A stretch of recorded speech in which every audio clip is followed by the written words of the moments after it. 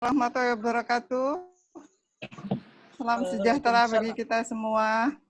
Karena mungkin sudah terlambat, kita buka sekarang ini. Peter, gimana? Bisa ya? Bisa. Peter?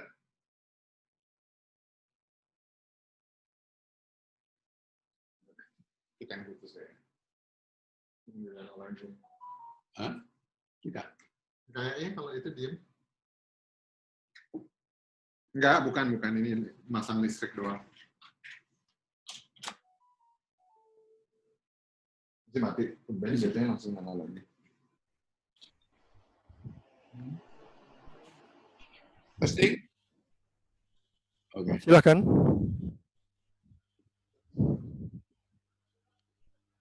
Mau ada suara? Ini kok nggak kelihatan aku. Ini kelihatan, ini kan lagi preset. Apakah slide sudah terlihat? Sudah. Silakan, Senior Singgi. Oke. Nanti kalau warahmatullahi wabarakatuh. Salam. Senior Singgi, maaf. Nanti kalau mau pindah slide.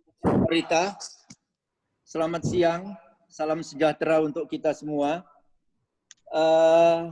Sebenarnya saya ini kan mempersiapkan tentang Students Today but Leaders Tomorrow. Tapi kalau lihat siapa yang hadir, rekan-rekan sekalian, saya sebenarnya kok kepengennya ngomongin kita ini ngomongin ekonomi sekarang aja gitu loh. Ya. Karena kalau kita bicara soal Students Today but Leaders Tomorrow, we should talk in front of young people. Betul. Ya, kalau menurut saya mestinya kita ini bicara sama kita sekalian 40 tahun yang lalu ya, Henny ya. Gatot, bener nggak? Betul. Itu yang paling baik kalau menurut saya. Sekarang kalau yang saya lihat yang hadir di sini yang paling muda itu cuman anak saya aja itu. Ada anak saya di sini dokter, dia mau lihat bapaknya ceramah, jadi dia hadir di sini. Gitu. Yang lain udah senioran semua. Jadi kita ini sebenarnya mau bicara apa? Mau persiapkan itu loh. Kalau Gatot nggak mungkin mau jadi leaders in the future. Ya kan, Pak Gatot, apalagi Coki. Jenggotnya aja udah panjangnya bukan main tuh, Coki Silitonga itu. Ya, Bang Ade, bener nggak Bang Ade? Ya betul, Pak. Betul. Setuju saya. Betul. Jadi sebenarnya saya ini cuman kemarin memang karena saya pikir kita ini mau bicara di depan para anggota-anggota yang muda, jadi kita persiapkanlah Students Today but Leaders Tomorrow. Jadi itu makanya kita persiapkan begitu. Tapi kalau lihat semua yang hadir ini paling muda Mas Gatot ya berat gitu loh. Kalau kita bicara di depan orang yang approaching 70, then you should talk about what? Ya kan? Barangkali about retirement barangkali ya kan? Bagaimana kita supaya tetap muda, bagaimana kita supaya tetap senang-senang, bagaimana menjaga kesehatan. Barangkali itu ya Bang Ade ya. Ini kalau menurut saya. Jadi sebenarnya saya ini punya beberapa slide tentang perekonomian. Ya, karena begini, kemarin ini kan kita pasti bukannya saya mau bicara politik, tapi kan kemarin ini kita dengar soal kami Pak, Komite Aksi Memperbaiki Indonesia dan lain sebagainya. Mestinya kita ngomong soal ekonomi nih, mestinya gitu loh, ya kan? Kita mesti tahu nih ekonomi Indonesia ini jelek banget atau enggak gitu loh. Saya cuma mikir kayak gitu, tapi it's up to you all. I'm ready to talk. Gitu loh, ya kan? Kalau bicara soal ekonomi, soal APBN, soal perekonomian secara umum, saya selalu ready at any time.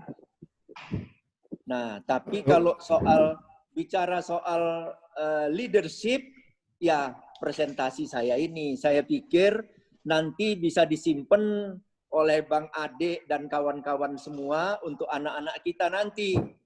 Ya. Karena kalau saya cenderung untuk ngomong apa, Pak? Bang Ade gimana nih, Pak Peter? What do you think? Gini, saya ada saran, maaf ya, Prof. Tinggi.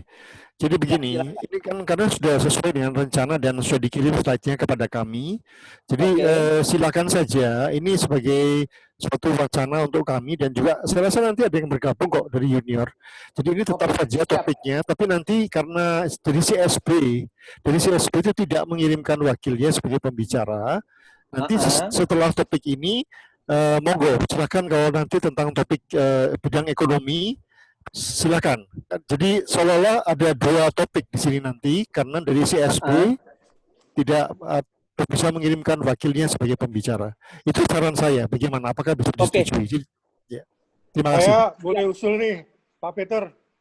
Ya, enggak, saya kepada moderator aja. Kepada moderator saya ingin menjalankan slide saja. Moderator saya bisa usul nih. Saya kira kalau bicara leadership itu sesuatu yang tidak tergantung kepada usia. Sekarang pun kita harus melakukan pembudayaan leadership kepada elit pemerintah, pada elit parpol, sama. Leadership itu berlaku untuk semua umur. Jadi kalau menurut saya, teruskan saja, barangkali ada bahan dari Profesor Rifat ini, atau Singgi, untuk disampaikan kepada junior-junior kita. Begitu. Kebetulan saya di pembudayaan Perjuangan 45, itu kita lintas generasi. Jadi bahan ini bisa dipakai juga untuk itu. Jadi teruskan aja. Go ahead. Baik. Siap. Terima kasih Bapak-bapak, para seniorita. Terima kasih. Saya akan mulai bicara soal leadership. Ya. Soal leadership, students today but leaders tomorrow. Dulu Gatot, Henny, Bang Karamoy, semuanya students. Tapi dengan berjalannya waktu, kita menjadi pemimpin. Paling tidak kita menjadi pemimpin kita sendiri, menjadi pemimpin keluarga, pemimpin perusahaan, pemimpin macam-macam. Ya, silakan Pak Peter, lanjut Pak Peter, slide-nya. Nah, ini dia. Tujuan kita adalah bukan ngajari yang muda-muda tentang leadership. Tapi kita hanya menggugah. Istilahnya itu hanya bisa menggugah bagaimana orang-orang muda ini bisa mengembangkan kepemimpinannya sehingga satu saat mereka bisa menjadi leader. Itu yang saya pikirkan pada saat mau menulis tentang apa yang bisa kita bicarakan tentang leadership. Lanjut. Nah, kunci daripada leadership skill adalah yang pertama adalah develop the ability to listen and communicate effectively. Inilah yang selalu menjadi problem utama dari para pemimpin. Ya, para pemimpin itu yang jadi masalah selalu mereka tidak pernah mau dengar dan tidak pernah mau komunikasi. Sejak kalau Indonesia, sejak zamannya Pak Habibie kemari, sejak zaman reformasi, mulailah pemimpin-pemimpin mulai mendengar masyarakatnya, mulai mendengar pemilihnya. Oleh karena itu, kunci pertama untuk mengembangkan kepemimpinan adalah mendengarkan. Jadi kita harus bisa mendengarkan dulu, kemudian baru berkomunikasi. Yang kedua adalah belajar bagaimana menjadi anggota di dalam tim. Ya, menjadi anggota di dalam tim itu pun kita harus bisa mendengar teman kita. Apalagi yang menjadi pemimpin di dalam tim. kita harus bisa berkomunikasi within the team, within the members of the team. Ya, jadi kunci yang kedua adalah belajar bagaimana kita bisa aktif sebagai seorang member di dalam tim yang akan sukses. Ya, yang ketiga adalah bagaimana kita bisa memimpin kelompok-kelompok yang kecil. Kelompok-kelompok yang kecil itu dimulai dari sekolah, dari universitas, dari community.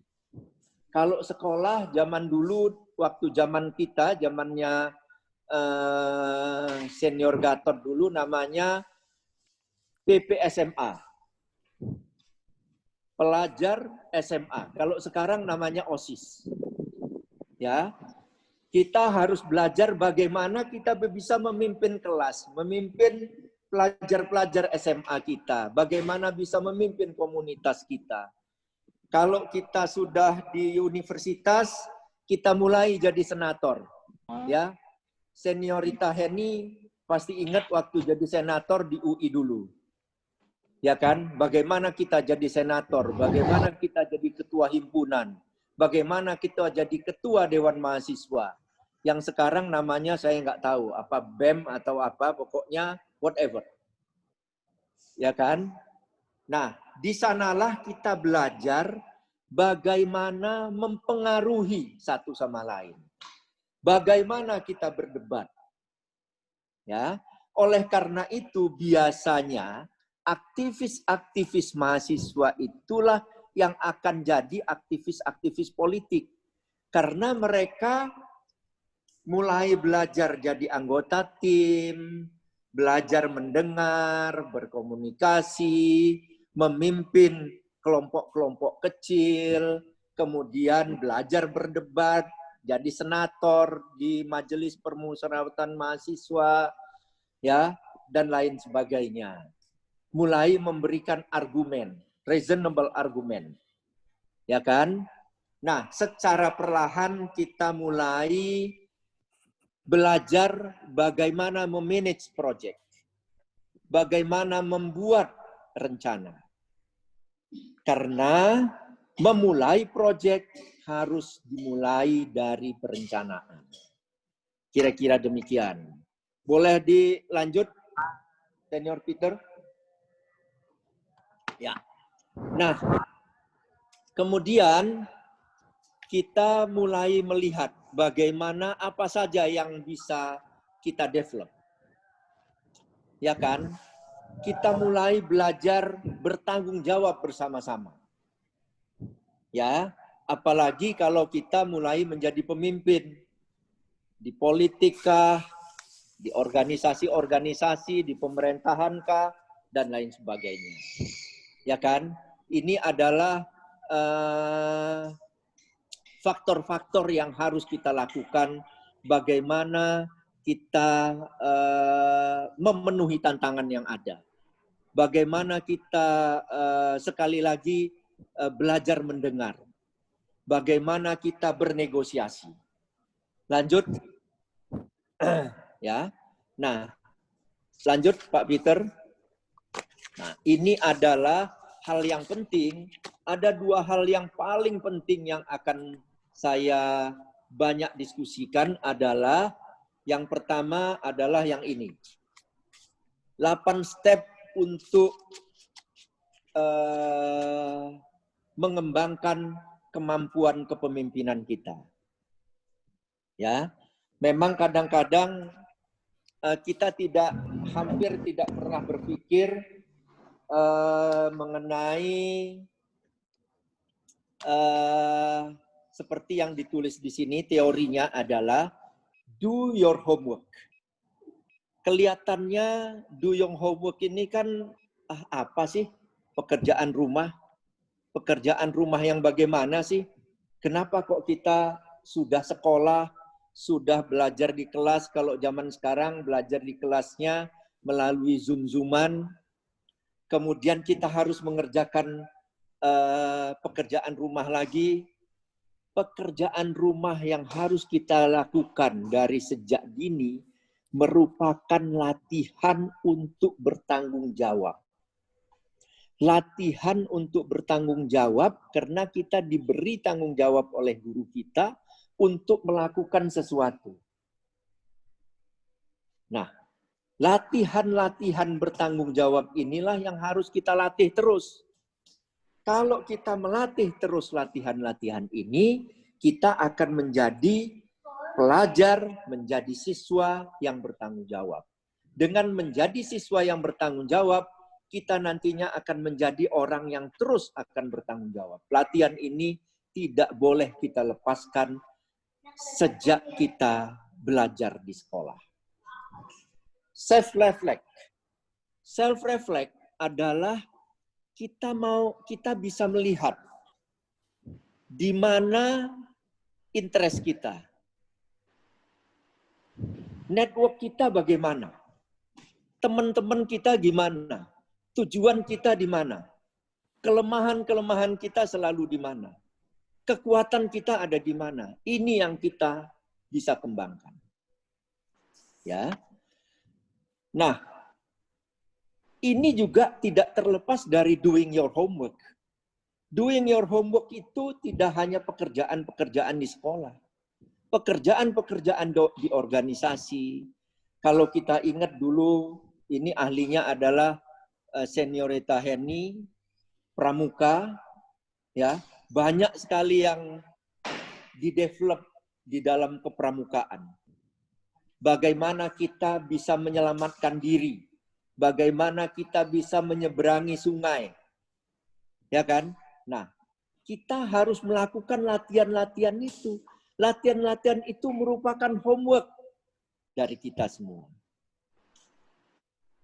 Ya, setelah kita doing your homework, setelah kita tahu interest kita di mana, network kita apa saja, kemana saja kawan-kawan kita, tujuan kita mau ngapain, kelemahan kita apa, mulailah kita identify an issue. Kita pikirkan kondisinya bagaimana.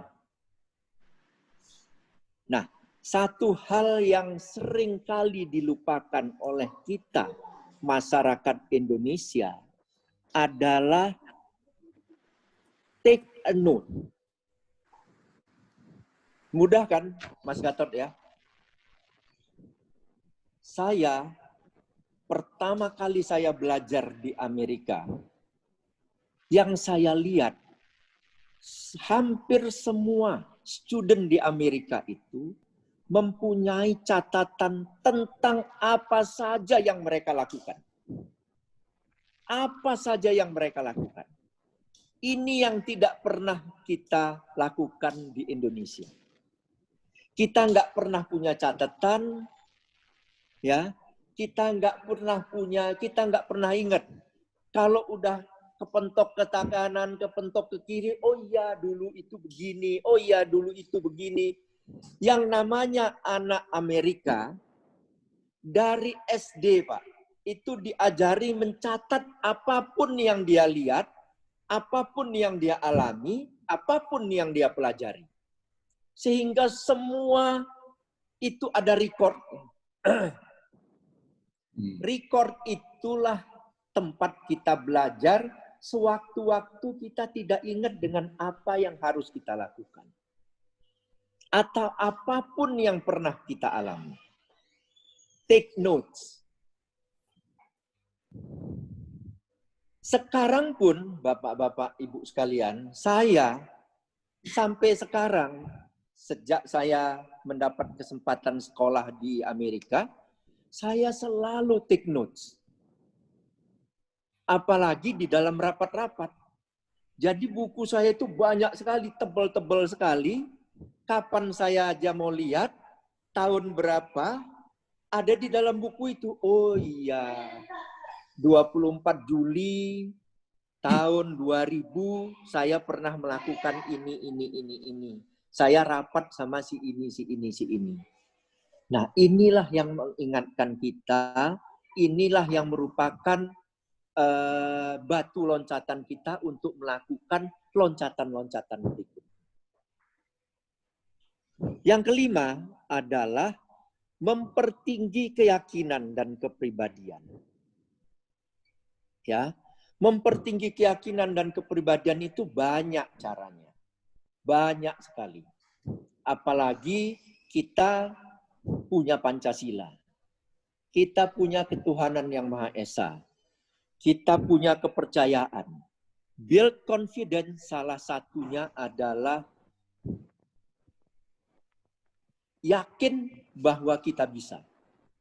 Yakin bahwa kita bisa karena kita punya catatan-catatan apa yang kita lakukan. Kita punya rencana-rencana apa yang mau kita laksanakan. Hal-hal seperti itu banyak sekali gunanya di dalam building our confidence. Selanjutnya adalah, ini yang jarang kita punya untuk kita, terutama saya lah orang Indonesia. Kadang-kadang kita tidak bisa menerima kritisisme.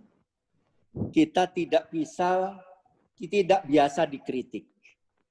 Oleh karena itulah, tadi yang saya bilang, bagaimana kita belajar menjadi anggota di dalam suatu tim yang sukses. Di dalam suatu tim yang sukses itu kita selalu berdebat. Kita tahu kelemahan-kelemahan apa yang kita lakukan. Oleh karena itu kita saling mengkritik.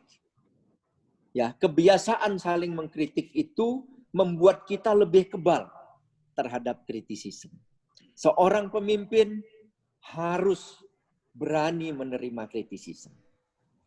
Alhamdulillah kalau saya lihat politisi-politisi kita secara perlahan mulai bisa menerima kritisisme. Apalagi zamannya saat sekarang ini. SMS kita, bukan SMS, WhatsApp kita bisa lakukan kapan saja. Kita bisa mengkritik siapa saja. Kalau zaman dulu kan memang sangat berbeda. Jadi sekarang ini memang bagaimana menerima kritisisme adalah menjadi sangat penting. Kemudian ada lagi namanya self-evaluate. Self-evaluation. Ya. Kita harus melihat kebiasaan-kebiasaan kita. Mana kebiasaan-kebiasaan yang buruk kita singkirkan. Mana kebiasaan-kebiasaan yang baik kita lanjutkan. Kita harus melit diri kita sendiri menuju kemana kita mau. Ya, nah, kita harus berani merubah diri kita sendiri. Itulah self-evaluation. Kemudian katanya untuk mendevelop leadership itu kita harus stay curious. Jadi kita harus nggak pernah berhenti bertanya. Ini kenapa kok begini? Ini kenapa kok begitu? Kenapa ini tidak begini? Kenapa ini tidak begitu? Dulu saya ingat orang tua kita, kalau kita terlalu banyak tanya, orang tua selalu bilang, alah udah jangan banyak tanya. Ya kan? Ini belum, Bang Peter. Itu masih yang tadi kita. Kita masih di 8 steps. Ya. Ya. Nah, zaman sekarang saya lihat anak-anak saya, mereka mendidik anak-anaknya sudah mulai, anak-anak ini mulai mendevelop leadership-nya mulai sejak awal. Banyak bertanya, dijawab pelan-pelan. Walaupun kadang-kadang nggak sabar juga. Ya kan? Jadi, continue to be questioning for knowledge and learning. Katanya gitu. Ya kan? Jadi, kita harus melihat ini sebagai opportunity to grow. Kesempatan kita untuk berkembang. Lanjut, Bang Peter. Nah, ini adalah reasons why you should run for student leadership position. Waalaikumsalam. Nah, jadi ini adalah alasan-alasan kenapa kita mesti memimpin organisasi mahasiswa. Ya, saya dulu karena ada pemilihan ketua umum IMABA, ikut aja. Reasonnya pokoknya ya asal ada yang mimpin lah ya, Mas Gatot ya. Mas Gatot bilang, udah lo aja lo yang jadi. Nanti gue ikut. Selesai, ya kan? Ternyata teorinya begini, Mas Gatot. Ya, bahwa ada 5 alasan katanya. Kenapa kamu mesti jadi senator? Kenapa you mesti jadi anggota senat istilahnya? Kenapa you mesti jadi memimpin himpunan mahasiswa? Kenapa kita harus jadi ketua dewan mahasiswa? Yang pertama adalah untuk mengembangkan leadership skill. Yang kedua supaya kita bisa bekerja di dalam tim. Ya, kemudian kita bisa mendapatkan kekayaan-kekayaan lain. Kita bisa mendapatkan pengalaman. Kita bisa punya network. Dengan jadi ketua IMABA, saya punya alumni-alumni. Dengan jadi ketua IMABA, saya punya teman ketua IMADA, ketua GMS, ketua IMAYO, ketua CSB. Saya punya network yang baik. Ya. Kemudian saya juga bisa belajar tentang diri saya sendiri. Ya tentu saja kita as a bonus katanya have fun. Ya Mas Gatot ya. Jadi ketua organisasi mahasiswa, kita bisa dansa sana, bisa dansa sini ya Mbak Eni ya. Itu adalah fun. Sampai sekarang kalau dansa tetap fun. Dulu apalagi ya Mbak Eni ya. Gitu. Kalau sekarang kaki udah agak sakit-sakit sedikit. Nah, rekan-rekan sekalian lanjut. Nah, lanjut. Nah, ini adalah langkah-langkah untuk mengembangkan kemampuan leadership kita. Ya, ini saya kira merupakan, saya banyak lagi slide yang kalau saya bicarakan pasti akan memakan banyak sekali waktu. Tetapi ini adalah step yang saya kira amat penting di dalam mengembangkan kepemimpinan seseorang. Ya, kembali lagi saya ulangin seperti yang saya katakan tadi, effective communication itu adalah nomor 1 yang harus kita lakukan. Effective communication. Ya, jangan lupa kemampuan mau mendengar. Wah, itu ada lagu-lagu siapa itu ya? Ah, jadi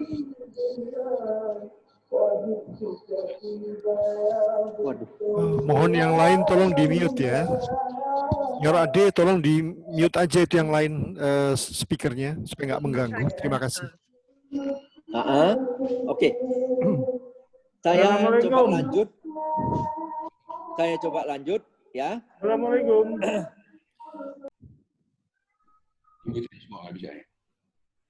Ya, effective communication.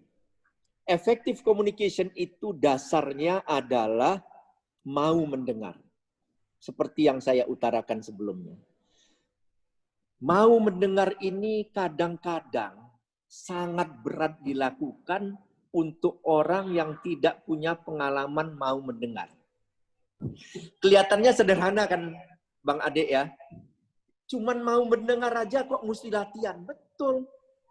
Supaya kita mau mendengar orang berbicara, supaya kita mau menerima ide orang lain, kemudian kita bisa meyakinkan orang, itu adalah effective communication.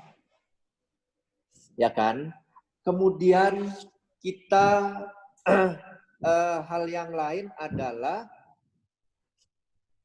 kita harus mulai bisa atau belajar melakukan analytical observasi. Observasi analitik. kita harus bisa melakukan pemikiran-pemikiran sebelum kita menanggapi, sebelum kita bertindak. Ya kan?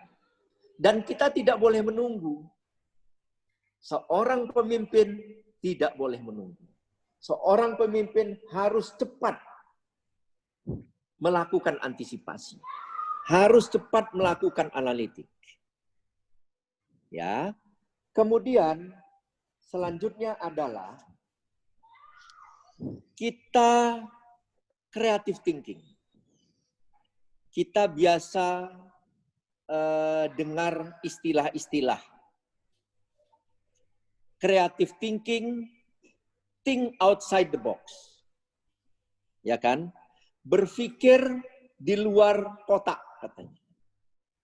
Nah, jadi intinya adalah jangan berpikir biasa. Coba berpikir sesuatu out of the box. Coba berpikir sesuatu di luar kebiasaan. Ya. Kita harus bisa berpikir yang tidak biasa. Jangan berpikir yang itu terus.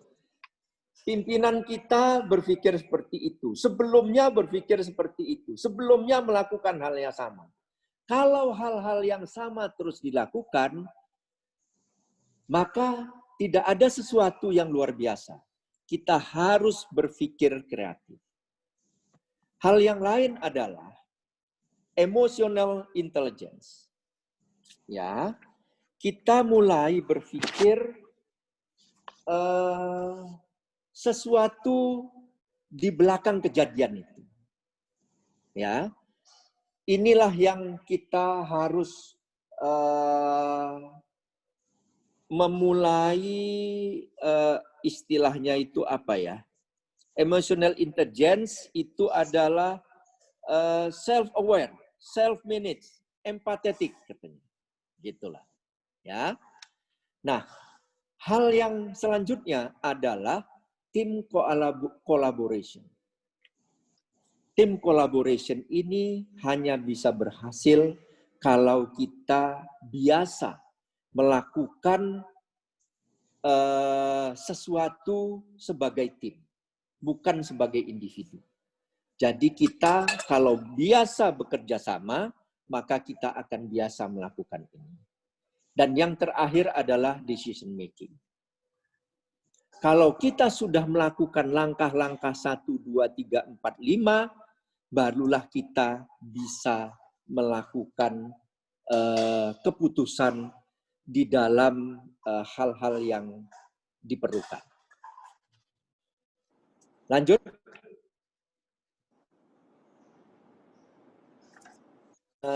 Bang Peter. Ya. Nah, selanjutnya ini adalah personal atribut yang bisa kita kembangkan juga. Bagaimana atribut-atribut apa yang perlu kita develop. Kita lanjut saja karena ada hal yang lanjut, Bang.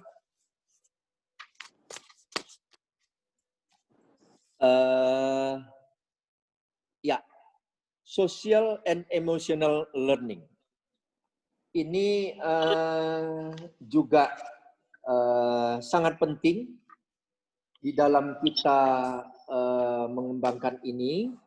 Yang pertama adalah self-management. Ya, self-management ini maksudnya adalah mengelola emosi dan perilaku.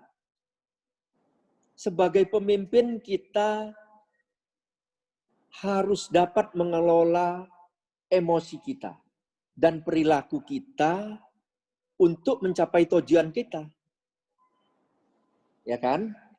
Nah, selain itu, social and emotional learning itu terdiri dari 5 unsur ini.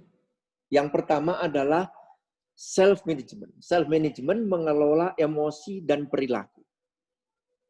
Kemudian ada lagi self-awareness. self-awareness ini adalah mengetahui, balik lagi Bang, tadi Bang. Ya, bukan, sesudah ini. Ya, oh bukan. Yang social and emotional learning. Ya, ini dia. Ya. Nah, saya ulangin lagi, self-management. Self-management adalah mengelola emosi dan perilaku. Kalau self-awareness adalah mengelola emosi karena kita mengetahui kelemahan dan kekuatan kita. Jadi emosinya harus kita lihat. Kapan harus menghadapi setiap orang tidak sama.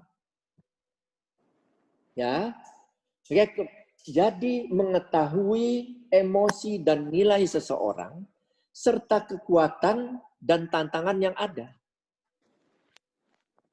Nah, kalau kemudian ada lagi istilahnya social awareness, memperlihatkan pengertian dan empati pada orang lain.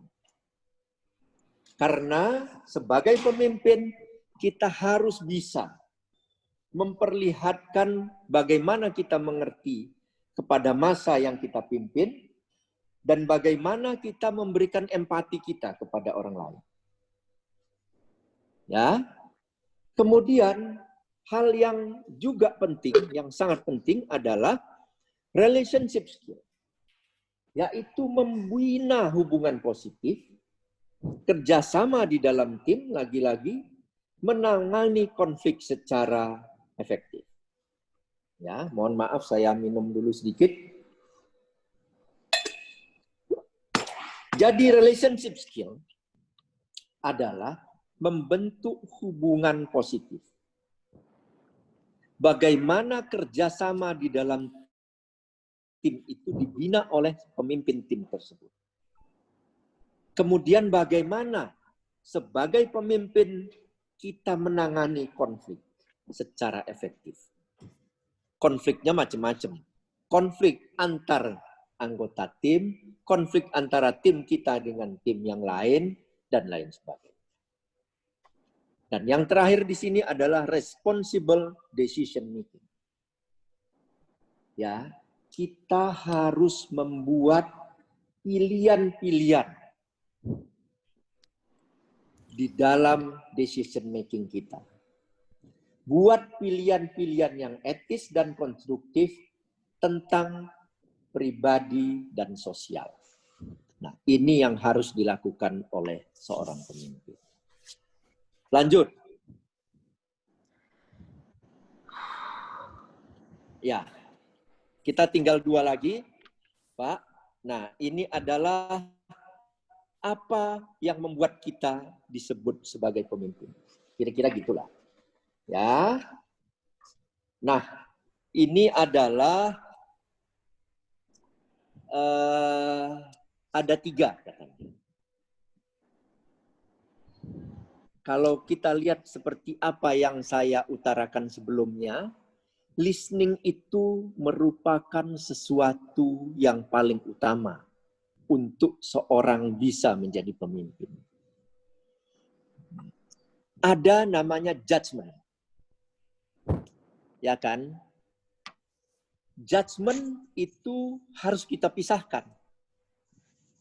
Tentang bias pribadi dengan keputusan yang akan kita buat. Jadi keputusan yang kita buat harus tidak ada bias pribadi.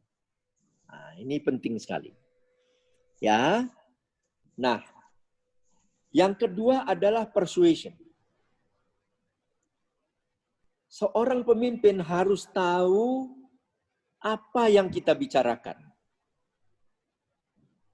Apa yang dibicarakan, topiknya apa yang menjadi masalah, kemudian kita harus menjadi effective communicator.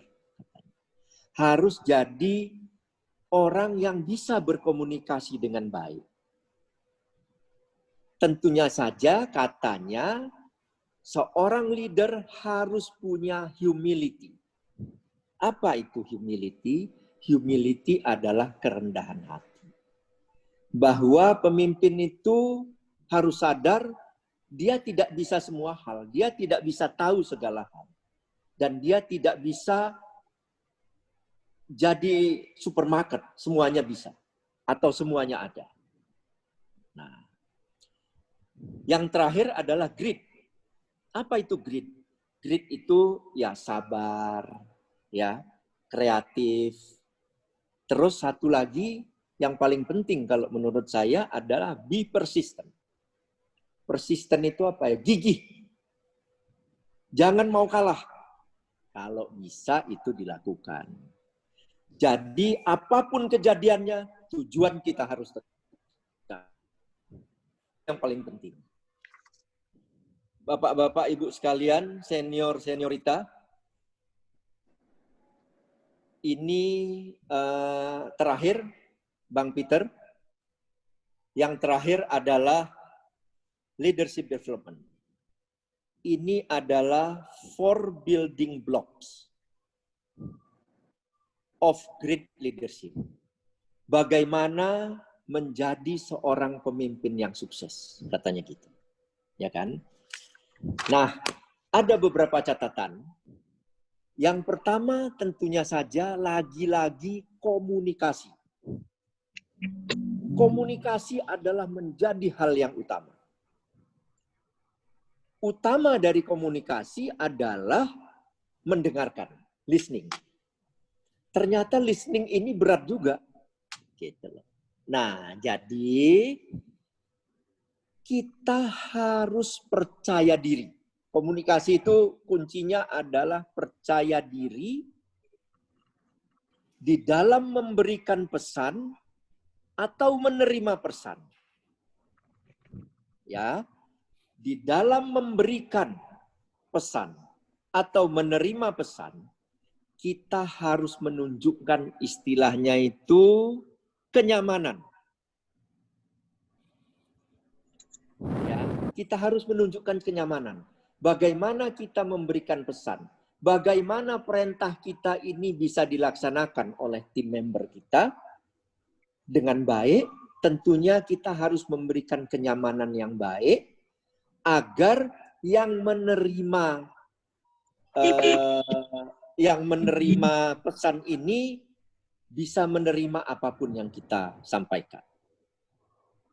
Ya. Yang kedua adalah vision. Kita harus mempunyai visi, ya. Visi apa yang mau kita capai. Sehingga di dalam berkomunikasi, di dalam kita membujuk orang lain, supaya mereka bisa selaras sama apa yang menjadi tujuan kita. Jadi jangan sampai visi kita ini tidak masuk kepada orang yang mau kita komunikasikan. Ya. Kemudian interpersonal style. Interpersonal style ini masing-masing orang mempunyai perbedaan-perbedaan. Ya kan? Kita harus mempunyai interpersonal style yang baik. Kita harus memperlihatkan tingkat kenyamanan yang sesuai pada orang lain.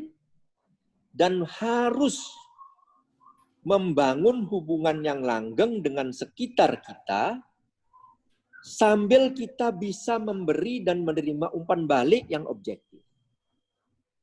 Itulah kalau kita mau jadi seorang leader yang sukses. Jadi harus ada interpersonal yang luas. Nah, yang terakhir adalah problem solving atau decision making. Gunakan metode analitis berbasis fakta. Jadi fakta sangat penting bagi kita untuk memutuskan. Ya, berbasis fakta dan tidak memihak untuk memutuskan apa yang harus dilakukan sambil mengenali kesenjangan informasi yang ada. Jadi kita harus menggunakan metode analitik yang berbasis fakta. Oleh karena itulah zaman sekarang ini pemimpin-pemimpin susah sekali. Karena faktanya banyak, kesenjangan informasinya berbeda-beda, sehingga penilaian atau pendapat yang harus diberikan terhadap kesenjangan informasi itu pun menjadi lebih sulit. Para senior dan seniorita yang terhormat, saya kira itu adalah apa-apa yang bisa saya berikan di dalam diskusi kita tentang Students Today but Leaders Tomorrow. Satu hal yang juga ingin saya sampaikan sebelum saya menutup apa yang saya bicarakan ini adalah bahwasanya kondisi Indonesia tidaklah buruk-buruk amat. Nah, ini cuma pesan saya saja. Pertumbuhan ekonomi Indonesia di skala global, Indonesia walaupun ekonomi kita juga shrinkage, shrinkage itu apa, Hen, ya? Menyusut ya.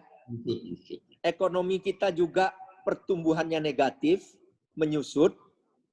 Tapi pertumbuhan ekonomi kita sudah mencapai minus 5,32.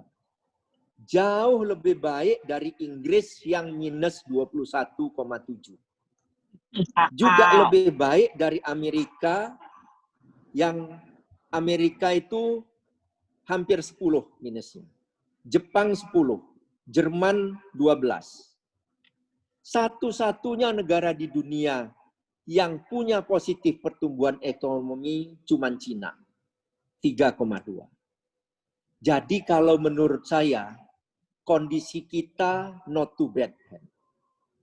Jadi kalau kata orang kondisi sekarang jauh lebih jelek, saya kira enggak juga, Hen. Ingat dulu bagaimana beratnya kita sekolah, bagaimana kita beratnya mendapatkan fasilitas-fasilitas. Zaman sekarang fasilitas sudah demikian banyak. Saya kira demikian, Bang Peter, Mbak Wiwi, dan semua para senior. Kalau ada pertanyaan tentang apapun, tentang COVID, perekonomian pun saya, asal saya bisa, saya inikan. Karena perintahnya Mas Gatot, ente mesti mantep nih, katanya. Mudah-mudahan tidak terlalu mengecewakan Mas Gatot. Ya, Siap. Prof. Tinggi, maaf. Apakah Ya. dilanjutkan dengan slide tentang ekonomi? Tapi tidak ada pada saya ini, slide. Mas, yang saya nggak siap. Tapi yang jelas, Mas, kalau ada pertanyaan saya jawab, Mas. Indonesia Ya, pertumbuhan ekonomi negatif 5. Ya, saya kembalikan kepada moderator. Saya akan tutup share screen.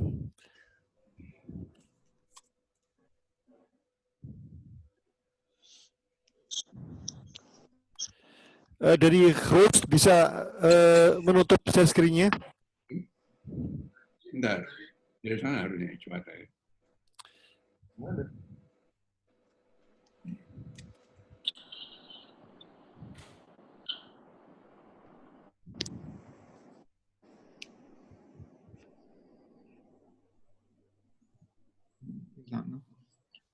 Usul Nyor Ade, saya pikir dibuka dulu aja pertanyaan atau tanggapan atau apa. Habis gitu baru nanti Senior Singgih masuk lagi ke apa yang disebut ekonomi dan sebagainya. Saya nggak ngerti.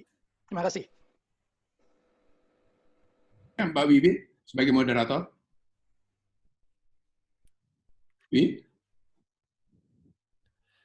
Nyor Ade, apakah bisa ditutup share screen-nya? Ya, udah ditutup. Wes. Oke, ya. Baik, terima kasih. Wiwi nggak ada ya moderator?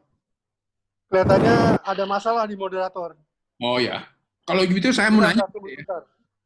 Nomor yang menuju sedang berada di luar jam.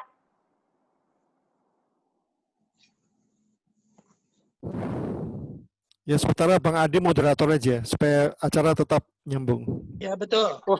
Nyor Ade jadi moderator aja. Jadi pertanyaannya paling belakang. Apa? Maksudnya gimana? Karena Nyorita Livi tidak di tempat, silakan Nyor Ade ambil alih sebagai moderator sementara.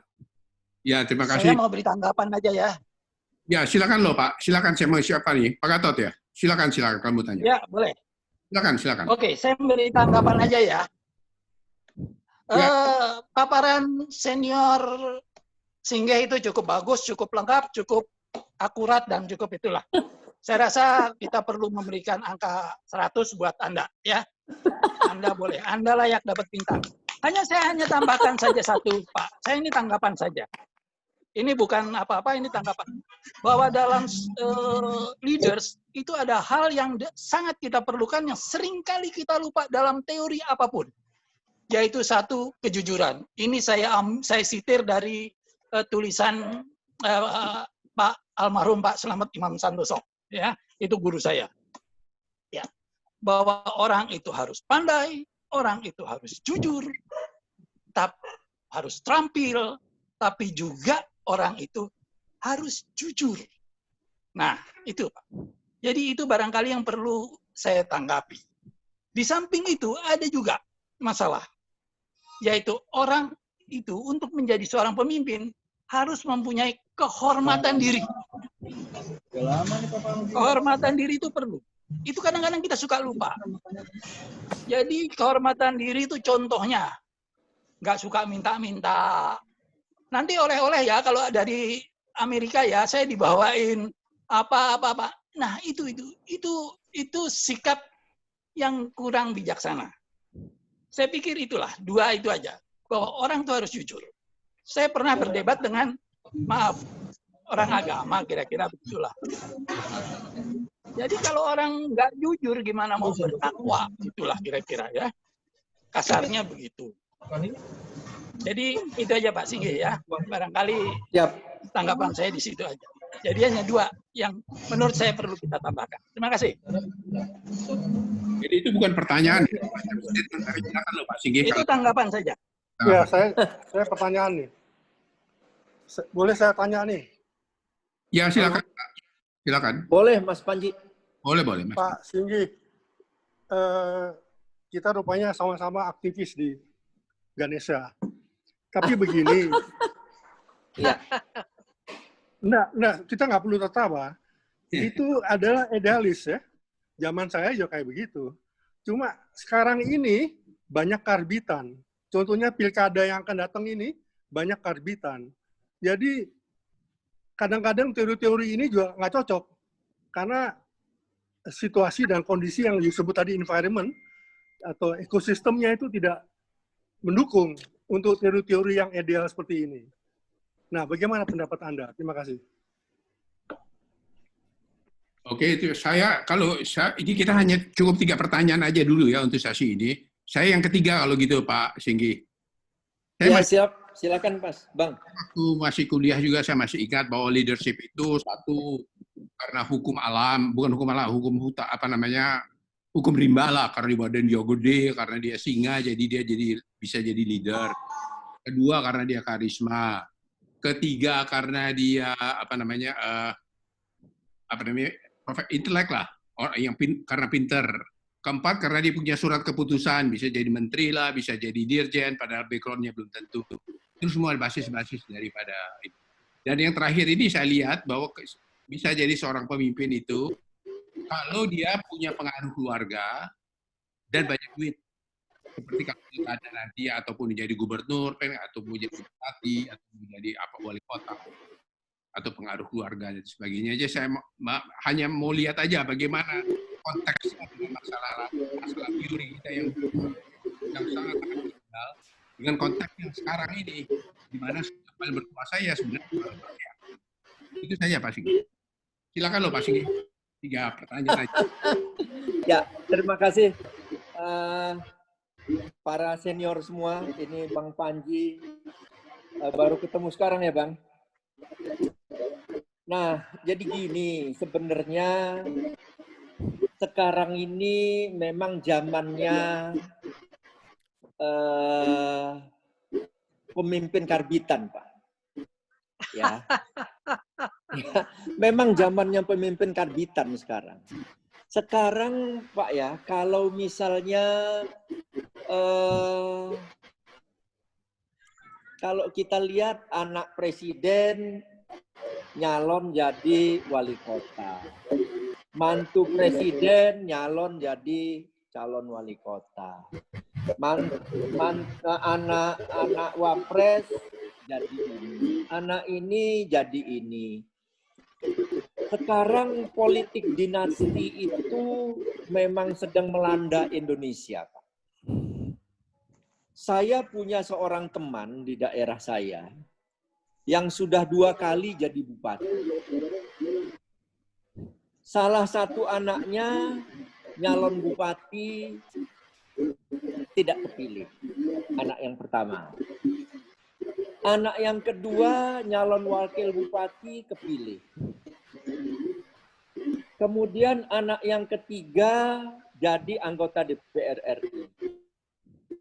Anak yang keempat ditangkap karena korupsi.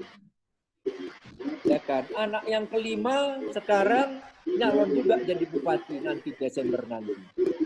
Jadi memang kelihatannya teman saya itu mempersiapkan anak-anaknya untuk seperti dia.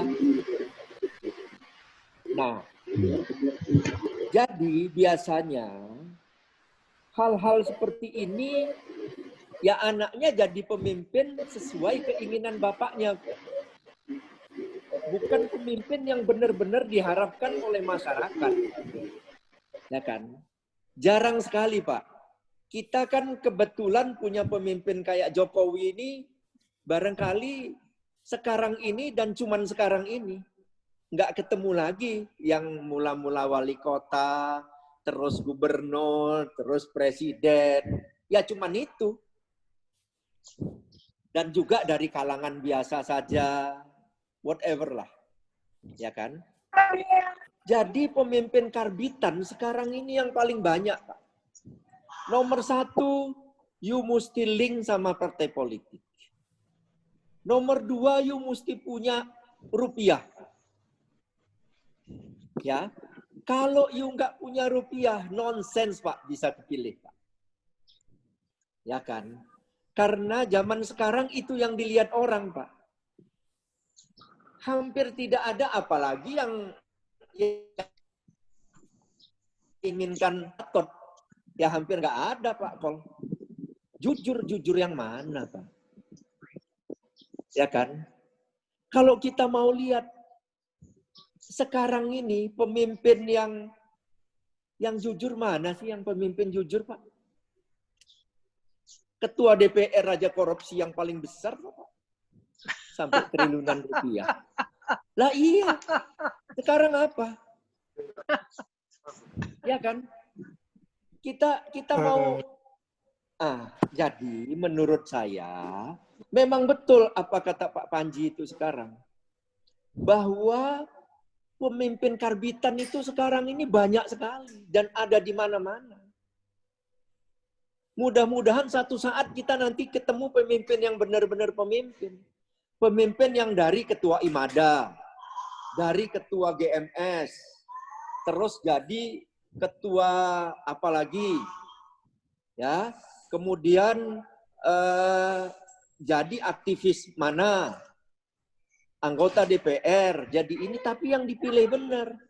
Sekarang Pak, kalau anggota DPR yang benar-benar anggota DPR, hampir tidak ada. Semua pakai duit. Ya kalau dia ponaannya siapa, ketua umum siapa, ini harus jadi ininya siapa. Kebetulan masih sukar sekali zaman sekarang kita mengharapkan pemimpin yang keluar dari bawah. Mudah-mudahan memang apa yang saya tulis ini ya teorinya seperti ini, Senior Panji, Senior Ade, dan Senior Gatot. Ini yang saya tulis ya teorinya memang begini. Ini kan teoretikalnya. Ya kan? Nah, Yang perlu kita pikirkan sebagai anggota Somal sekarang apa? Yang perlu kita pikirkan adalah generasi-generasi baru Somal.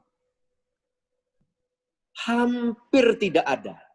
Kalaupun ada, tinggal sedikit sekali, Pak. Coba GMS. GMS punya banyak anggota baru sekarang. Kalau dulu kita buka paling 30, 100 orang masih daftar. Kita masih bisa milih. Kita masih bisa milih calon anggota baru kita. Kalau sekarang, Pak, kalau anggota baru kita, Pak, saking nggak ada generasi muda yang mau berorganisasi. Karena kesempatan untuk berorganisasi ini tinggal kecil sekali sekarang. Bang Panji, Senior Panji, coba ingat waktu kita sekolah dulu. Kita nggak pernah dikejar-kejar harus tamat, Pak. Benar nggak, Bang Panji? Sekarang, Pak. Betul, betul. Sekarang ini mahasiswa dikejar-kejar, Pak. Ingat nggak kita dulu, Pak? Kita dulu nilai 56 aja udah sujud syukur, Pak. Tapi lulus. Tuh, benar, Ingat betul. nggak, Bang Panji? Kita dapat 58, Ingat, Pak. ingat. Saya sama Profesor Kokian Ho itu, Pak. Dapat ponten 58 Betul. sudah sujud syukur, Pak. Tapi lulus, Pak. Dapat 70 udah bagus. Wah, iya, Pak. Yang penting lulus, Pak. Kalau sekarang, Pak, semua orang harus lulus, Pak. Iya. Betul, Nah, betul. kapan mau berorganisasi? Jangankan mau masuk IMADA atau IMABA, mau jadi anggota senator saja di ITB, mau jadi ketua himpunan saja, udah setengah mati. Mau lulus atau jadi ketua Dewan Mahasiswa, kan gitu, Pak. Iya, betul, betul. Nah, saya kira jawaban saya memang agak ngawur sedikit, tapi ya itulah jawaban yang paling enak, Pak. Ya, Bang Panji? Iya, betul. Saya udah ketemu sama pembantu rektor untuk minta dispensasi 1-2 tahun untuk aktivis. Sedang dipikirkan. Iya. Ya. Nah, itu harus, Pak. Karena kalau dia tidak jadi aktivis, Pak, dia hanya bisa jadi pemimpin karbitan. Apalagi kalau di Jakarta, dia harus jadi ketua IMADA dulu, Pak. Kalau mau jadi pemimpin. Kalau di Surabaya, kalau mau jadi wali kota, jadi ketua GMS dulu. Setuju. Nah, Benar harus nggak, Pak? begitu memang. Betul. Iya. Saya Tekadnya memberi harus begitu. Mantap itu. moderator, mohon izin memberi tanggapan, boleh moderator? Mohon izin moderator. Silakan. Suaranya nggak keluar tuh, Fit. Moderator, tadi saya sudah Keluar, lihat keluar, moderator. Pak. Keluar. Keluar. Oh ya, keluar tuh. Nih. Moderator, mohon izin waktu untuk memberikan masukan, bisa moderator? Silakan Mbak Vivi juga kalau sudah siap ambil alih Mbak Vivi sebagai moderator. Oke, baik, terima kasih. Kepada saya manggilnya apa yang enak ya, Prof Singgi atau Nyor Singgi ya? Wah, senior aja, Pak. Malu saya, Pak. Oke. Ya, Nyor Singgi gini. Saya pertama terima kasih untuk slides dan pencerahannya. Ya memang itu hal-hal yang ideal untuk menjadi pemimpin ya atau leader. Tapi kita kalau bicara di skop mahasiswa dulu, itu sekarang memang dulu pemimpin itu kan dari kader, dari organisasi ekstra mahasiswa. Seperti dari HMI, PMKRI, GMNI, dan sebagainya, termasuk Somal. Sekarang itu ruang itu menjadi begitu sempit ya, karena yang pertama dari universitas itu membuat yang disebut BEM. Dulu kan Dewan Mahasiswa dan Senat Mahasiswa. Sekarang BEM, dan itu semua difasilitasi. Di biaya, fasilitas, kemudian juga mendapat KUM, angka kredit ekstrakurikuler. Sedangkan kalau di organisasi ekstra tidak ada. Jadi sekarang memang kader-kader dari organisasi ekstra, kalau kita lihat, itu jarang yang tampil. Tetapi yang dari BEM yang tampil. Saya rasa ini tidak masalah. Sekarang tantangan untuk organisasi ekstra bagaimana membuat nilai atau nilai tambah atau added value sehingga ini bisa mengimbangi dari yang organisasi intra BEM tadi. Nah, saya lihat ada 3 hal yang menjadi keuntungan organisasi ekstra. Yang pertama adalah jaringan antar kampus. Kalau misalnya dia anggota BEM ITB misalnya, maka dia jaringannya konteksnya hanya ITB. Tetapi kalau dia misalnya menjadi anggota SOMAL atau dia menjadi anggota HMI atau GMNI, dia bisa membuat jaringan ke seluruh Indonesia. Itu yang pertama. Yang kedua adalah desain, ya, desain program. Kalau desain program di intra, di BEM, itu biasanya template-nya sudah ada dari rektor. Nah, ini kurang leluasa untuk membuat desain program. Kalau di ekstra, itu lebih leluasa. Dan yang terakhir, yang ketiga adalah adanya gerakan-gerakan sosial, ya, dan sosial politik, mungkin lebih tepatnya sosial politik.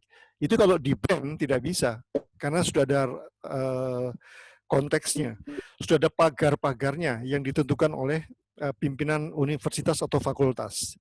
Tapi kalau di ekstra ada. Jadi di 3 ranah ini yang kita harus rangsang sehingga nanti timbul kader-kader yang pasti kader-kader ini akan punya leadership yang lebih natural, ya. Jadi bukan karbitan. Nah, kalau dia sudah terjun ke politik, kalau dia sudah menjadi dewasa, memang banyak faktor. Ya, entah itu kekuatan politik yang menaunginya seperti partai politik, kemudian kekuatan finansial, ya, keuangan, dan lain-lain. Murni sebagai leader sulit, ya, kalau di Indonesia. Apalagi di Indonesia juga paternalisme atau nepotisme itu masih tebal, ya. Kalau bapaknya gubernur, anaknya ditargetkan gubernur atau bupati dan seterusnya. Itu yang ada di Indonesia saja itu. Jadi saya pikir mungkin sejak dia mahasiswa, ini ke arah ekstra harus ditanamkan. Demikian pendapat saya, dan sekaligus pertanyaan, bagaimana pendapat Nyor Singgih? Terima kasih atas kesempatannya. Silakan. Ya, betul Pak. Jadi begini Pak, memang problem utama dari organisasi seperti SOMAL ini adalah juga masih tetap mengenai program pendidikan kita, Pak. Program pendidikan kita ini memang beda, Pak, sekarang. Ya, kalau zaman kita dulu, kita ini memang sekolah itu kan nggak ada waktu yang harus kita kejar, Pak. Memang betul kata Senior Panji ini, bahwa seharusnya memang kalau orang aktif, itu boleh dikasih waktu tambahan. Karena kalau mana mungkin zaman sekarang orang tamat 7 tahun, nggak mungkin, Pak. Zaman saya dulu, Pak, bisa tamat 7 tahun, itu sudah sangat istimewa sekali. SIS, Pak. Sangat istimewa sekali kalau tamat ITB 7 tahun. Saya masuk tahun 74, yang duduk bersama-sama saya angkatan 56 pun masih ada, Pak. Ya, jadi orang berkreasi sesuai sama keinginannya pada waktu itu. Memang itu tidak juga terlalu bagus. Tapi kalau sekarang kan amat sangat, Pak. Ya. Kalau satu-satunya yang tidak terlalu ketat atau berat, itu masih berat juga, itu kedokteran, Pak. Kalau sekolah dokter 7 tahun, orang masih oke lah katanya. Gitu loh.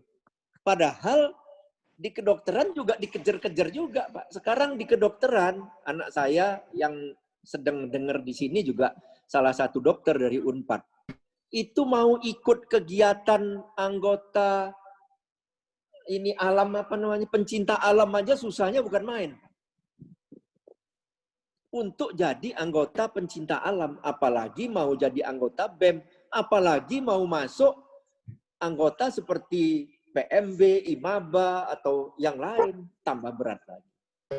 Nah, jadi saya setuju semua sama apa yang dikatakan oleh Senior Peter ini, saya sangat setuju sekali, Pak. S3. Nah, jadi sekarang dunia aktivis mahasiswa ini memang tergantung kembali lagi kepada mahasiswanya sendiri. Saya kira juga nanti kalau saya ketemu sama rektor saya di ITB nanti, sekali-sekali saya coba utarakan juga hal inilah. Siapa tahu nanti aktivis-aktivis mendatang itu juga bisa datang dari kampus lagi gitu loh Pak. Terima kasih.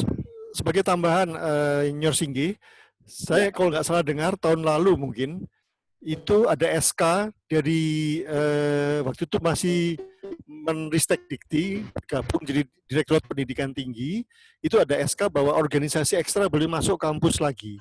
Dulu kan disterilkan, waktu zamannya Pak Daud Yusuf. Itu boleh masuk lagi dengan maksud untuk meredam radikalisme di kampus. Jadi diharapkan organisasi mahasiswa yang masuk di kampus, organisasi ekstra maksudnya, itu bisa meredam radikalisme. Saya tidak tahu sampai seberapa efektif atau apakah itu masih berlaku atau sudah dicabut, saya belum tahu. Ini sekedar informasi saja. Terima kasih. Ya, terima kasih. Saya kira itu satu cara juga Pak, karena radikalisme itu terjadi karena memang tidak ada lubang lain Pak kecuali itu, gitu. Karena semuanya udah ditutup. Berorganisasi susah, ya kan? Mau kumpul-kumpul udah berat, ya. Kalau bisa standar tamat itu kan 4 tahun, 5 tahun. Sekarang orang tamat 6 tahun aja, kamu kok lama sekali jadi mahasiswa? Kita dulu Pak, sujud syukurnya 7 kali Pak, kalau bisa tamat 7 tahun Pak. Ya, Pak Gatot ya. Cuman zaman Pak Gatot aja dulu.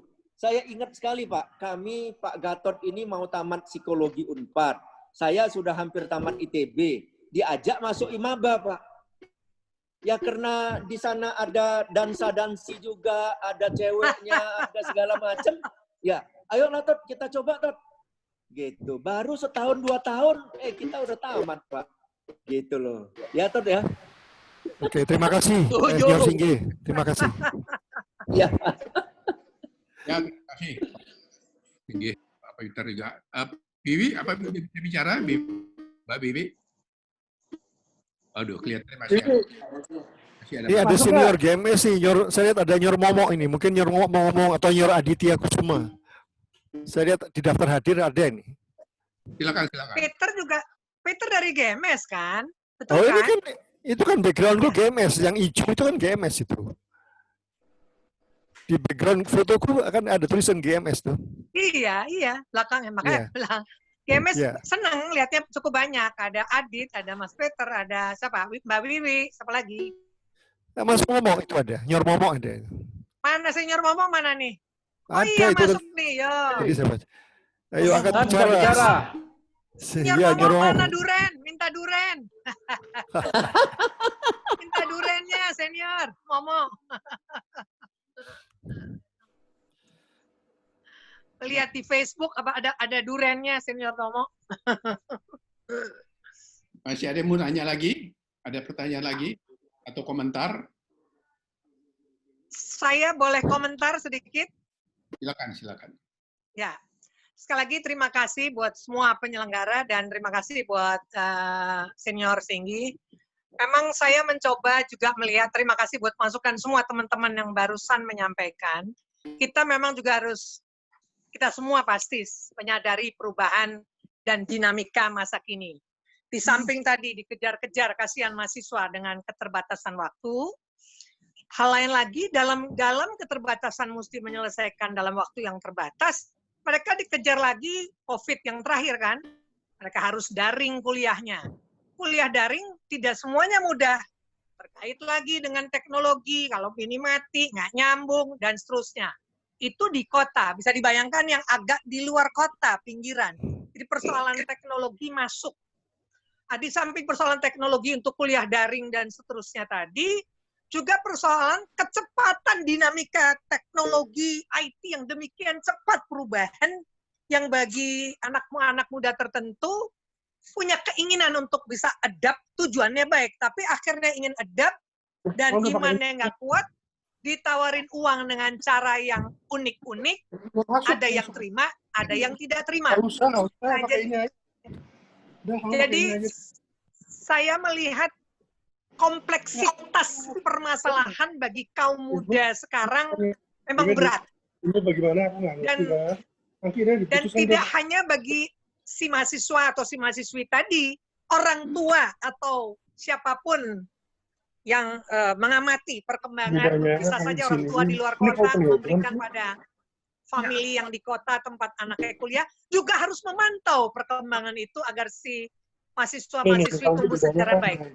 Jadi memang tidak mudah.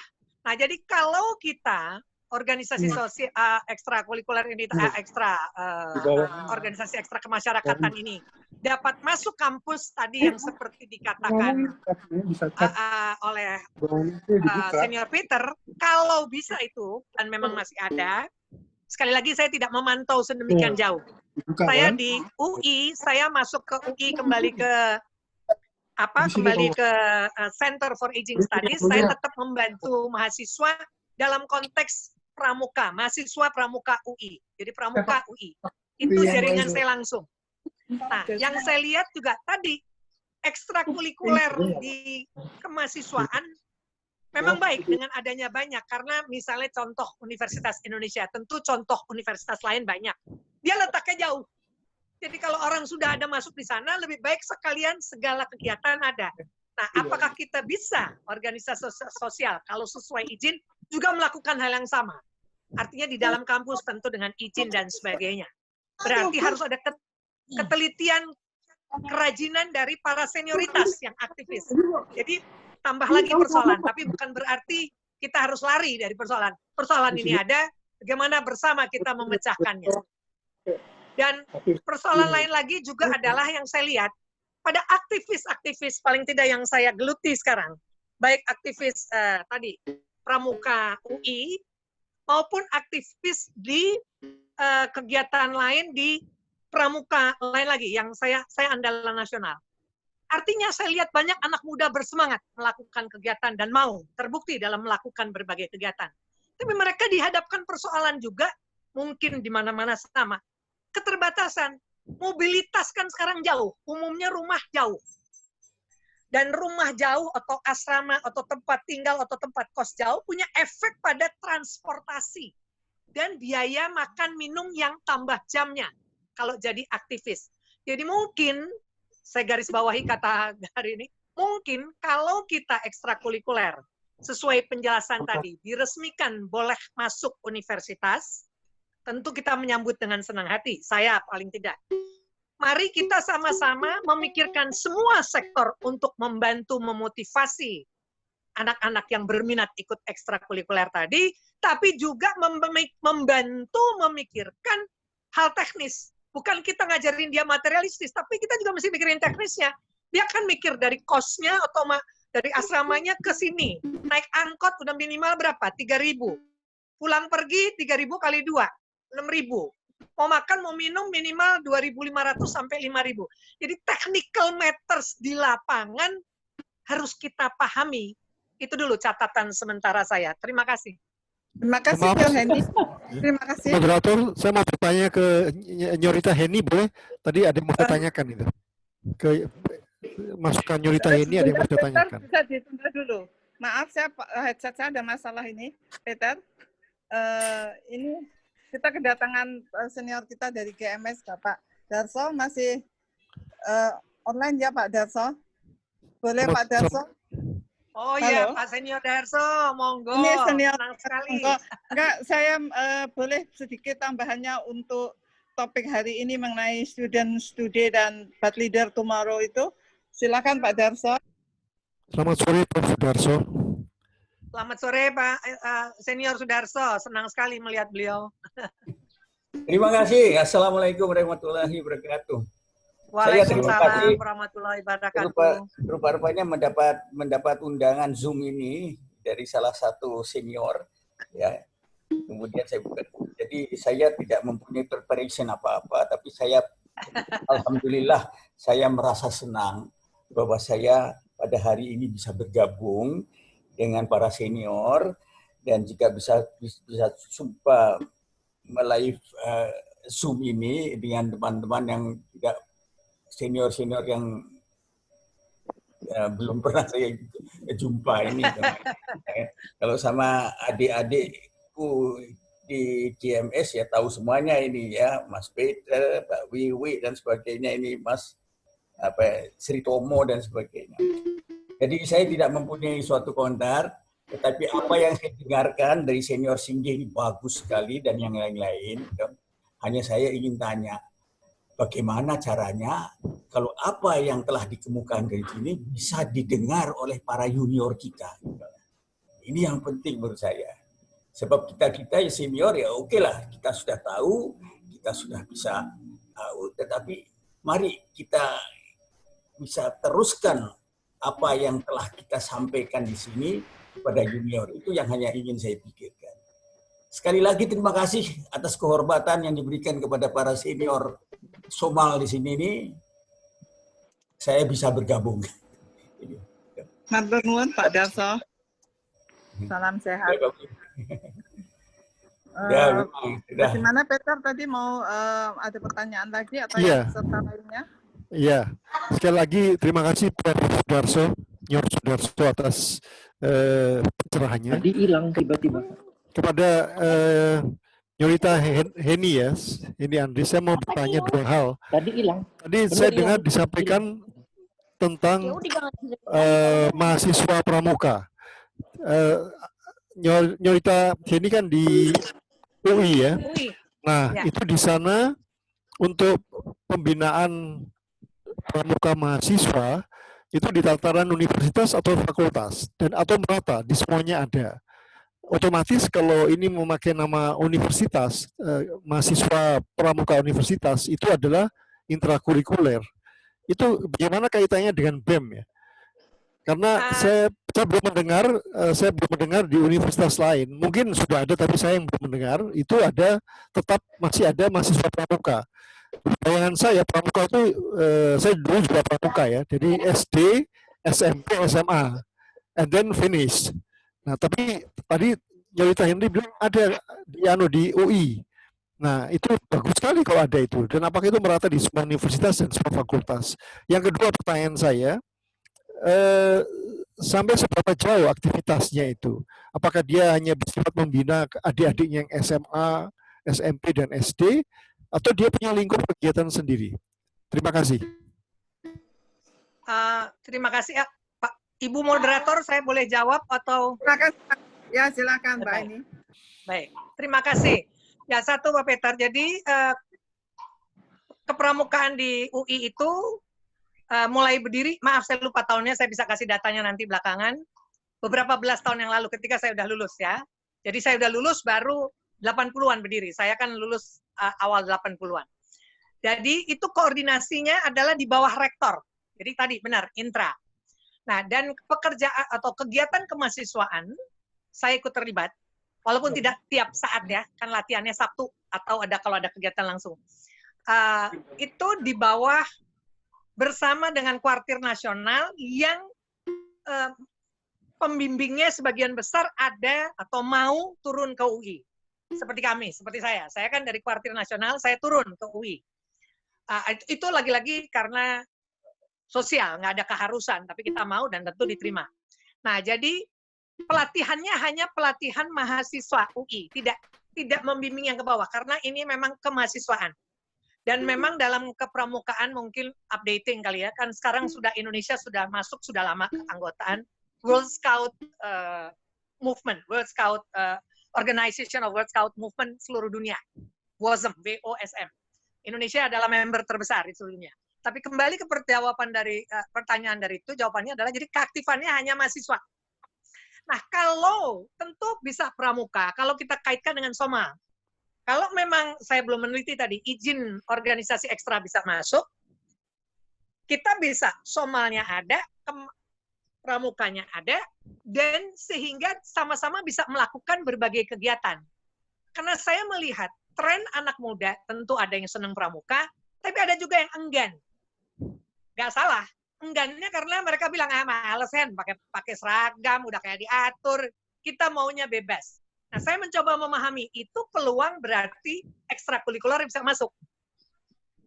Nah, dan sejauh ini kalau ditanya kembali lagi mahasiswa UI, kami atau saya dan ada rekan saya juga Brata dan sebagainya, berdua yang kita lebih aktif, kalau ada kegiatan, saya kan Kepala Sekretariat Pramuka ASEAN, ada kegiatan ASEAN atau apa, saya tentu melapor pimpinan dan sebagainya, saya ajak UI-nya, kan tentu boleh. Jadi UI-nya tertarik untuk kegiatan level internasional oleh itu. Tentu kalau di berbagai universitas yang lain, boleh. Pertanyaan kedua apa? Maaf, saya mendua nih webinar. Pertanyaan kedua apa tadi? Pertanyaan saya yang kedua, apakah kuartir di kampus itu, gerakan pramuka di kampus, itu merata di seluruh Indonesia? Apakah hanya di universitas negeri atau juga di swasta, dan apakah meliputi semua fakultas yang ada? Terima Jadi kasih. gini, terima kasih. Itu kembali pada kuartir nasional, kembali pada kuartir daerah. Jadi kalau kuartir daerah aktif, mau membantu di perguruan tinggi yang ada, dipersilahkan. Sangat terbuka. Mau swasta, mau negeri, dan jangan lupa sekarang kan pramuka sudah mendunia. Jadi perwakilan RI di luar negeri membantu pramuka Indonesia di negara tersebut. Jadi menjadi pramuka juga kemungkinan bahwa ada beberapa pramuka saya lihat aktif karena mereka mau masuk peringkat internasional. Nah, ini juga tantangan bagi kita, menurut saya, ekstrakurikuler. Tentu dalam kegiatan nasional, kita levelnya nasional. Tapi kalau kita mau level internasional, agar anak lain tertarik, tentu kita membatasi diri, menurut saya, menjaga betul-betul kalau level internasional, misalnya dalam kaitan kebudayaan dan sosial ansih, tidak masuk ke politik. Karena kalau politik, kita ekstrakurikuler hanya membantu politik dalam negeri. Ini pemahaman saya. Saya tidak tahu pemahaman pemimpin ekstrakurikuler masa kini. Tentu bisa saja ada dinamika lain yang berubah. Karena kembali lagi ke ADART kita. Itu dulu jawaban saya. Terima kasih Pak Peter dan Ibu Moderator. Terima kasih. Nyarita Heni. Ya. Tambahan. Halo. Terima kasih Nyor Heni, tambahan buat kepemimpinan. Sebelumnya saya ingin infokan sebentar. Terima kasih juga kepada sponsor acara ini. Ini batik yang dikenakan oleh Bapak Ade dan Bapak Peter ini ada di Sektor Liana. Keren kan batiknya? Juga masker. Terima kasih. Silakan yang mau belanja. Bener ya? Ya, dapat diskon. Bilang aja dari webinar Somal. Dong, masih ada waktu 20 menit. Mungkin ada siapa yang mau memberikan tambahan. Sayang sekali ini manfaat untuk junior. Tapi nggak apa-apa deh, silaturahmi ini. Silahkan kalau ada yang mau menambahi. Masih ada waktu.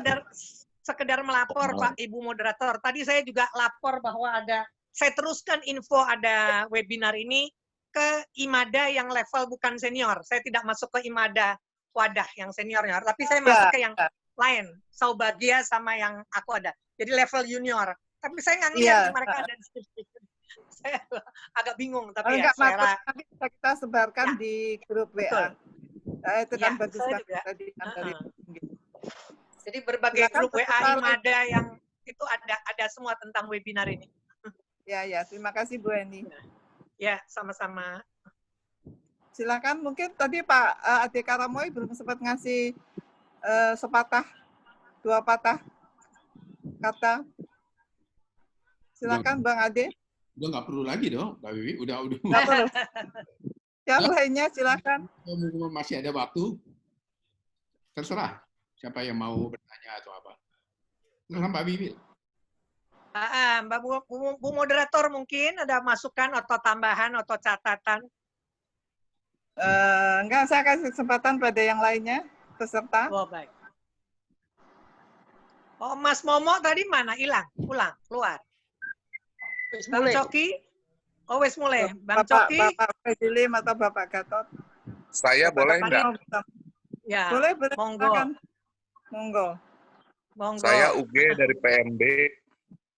Tahun? UG dan PMB. Tahun berapa, Pak? Ibu-ibu, senior-senior, menurut pengalaman kami, saya tukang iklan ya, profesi saya. Oke. Memang organisasi ekstrakurikuler sekarang ini, seperti PMB, IMADA, GMS, itu rata-rata tidak dikenal sama di kotanya. Jadi karena memang mungkin aktivitasnya juga sudah kurang aktif seperti dulu, jadi memang rata-rata tidak dikenal. PMB aja meskipun sekretariatnya itu di Jalan Merdeka, Iya ya. jarang orang tahu bahwa itu PMB itu suatu organisasi ekstrakurikuler. Saya kira Mana pengen dengerin ini aja, kenapa sih? semua organisasi di Somal ini kalau bikin kegiatan itu mohon disosialisasikan secara besar gitu supaya orang tahu bahwa ada yang namanya IMADA, ada yang namanya PMB, GMS dan sebagainya. Nah, itu karena memang zaman dulu, zaman kita belum main di sosial media, seperti saya masuk PMB itu karena senang ada dansa-dansi, pesta-pesta gitu kan. Bukan karena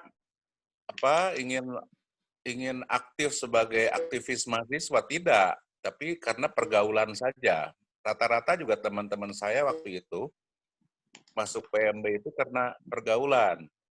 Setelah sekarang itu saya baru sadar manfaat-manfaatnya masuk satu organisasi itu. Banyak teman, saya bisa kenal Bu Ida dari IMADA, banyaklah dari Imayo. Jadi senang kalau keluar kota ke Jakarta, ke Jogja itu ada yang kenal gitu zaman dulu tuh. Nah, karena itu saya harapkan mulailah aktivitas ini disiarkan secara masif gitu. Itu yang saya juga coba di PMB juga untuk dimulai bikin aktivitas itu yang sesuai dengan anak-anak muda zaman sekarang, misalkan apalah supaya menarik masuk PMB gitu. Karena memang cari anggota baru sekarang tuh sulit banget ya. Karena mungkin minatnya sudah berbeda. Gitu. Saya tambahkan lagi, kalau di PMB itu ya, untuk supaya kita bisa berpikir lebih efektif, ada pelajaran kalau di PMB itu kita harus bisa melihat suatu persoalan itu minimal dari 5 sudut pandang, ya, supaya kita lebih bisa bijak gitu. Minimal 5 sudut pandang, baik positif maupun negatif dari setiap persoalan. Itu saja. Saya kira cukup buat para senior.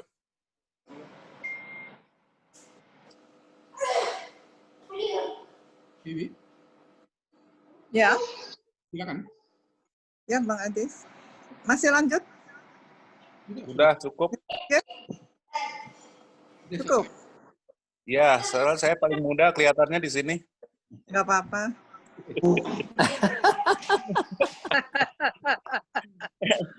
Kita sampai jam 4 kan? Di sini Kan muda sampai jam semua, 4 sore. Muda Saya semua. masuk Unpar tahun 76 padahal. Iya. UG. Ya. Ada saya yang lebih muda ya. Anton.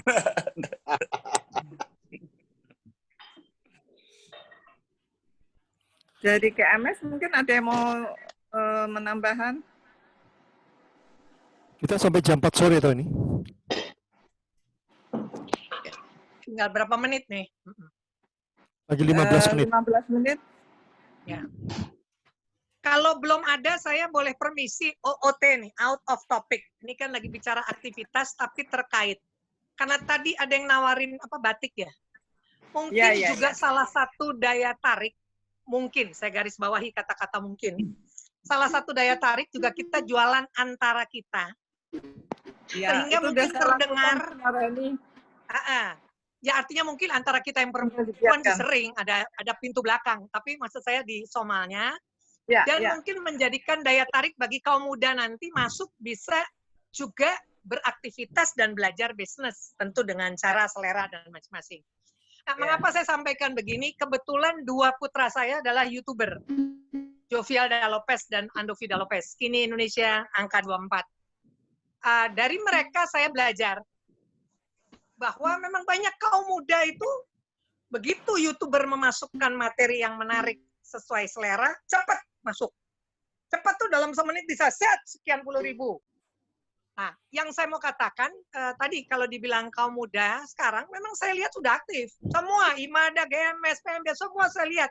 Saya mengikuti sekali. Semua punya website, semua ikut di Instagram, semua ikut di Facebook.